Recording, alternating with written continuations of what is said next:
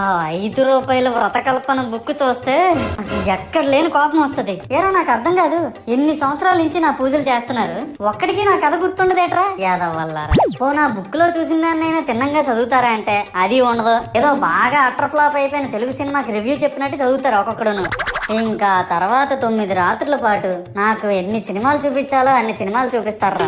ఇందులో funny part ఏంటంటే నేను ఎన్ని బ్యాచ్లను చూస్తాను తెలుసా. ప్రతి వీధి పందిరి దగ్గరికి తిరుగుతూ నా విగ్రహాలకు రివ్యూ ఇచ్చే బ్యాచ్ ఒకటి, ప్రసాదాల కోసం ప్రతి పందిరి దగ్గరికి తిరిగే బ్యాచ్ ఇంకొకటి, ఇంకా దరిద్రం ఏంటంటే నాకు కొట్టిన కొబ్బరికాయలు ఏమైనా మిగిలిపోయేమో వాటిని తీసుకెళ్లి పచ్చడి చేసుకుందాం అనే బ్యాచ్ ఒకటి. ఇవన్నీ చూస్తూ 9 రాత్రులు గడిపాక సరేలే సాయంత్రం అనిపిస్తారులే అని కాలు మీద కాలు వేసుకొని కూర్చుంటే అప్పుడు మొదలవుతాదిరా నా నిమజ్జనం వ్యాన్ ముందు 90 వేసి నాగిని డాన్స్ చేస్తారు. అంటే నాకు అర్థం కాదు, 9 రోజులు వాళ్ళతో కలిసి ఉన్నానని నన్ను కూడా వాళ్ళ ఫ్రెండ్ లా ట్రీట్ చేస్తారా ఏంటి? అబ్బా అబ్బా అబ్బా అబ్బా, మునిగినంత వరకు మనశ్శాంతి ఉండదురా బాబు.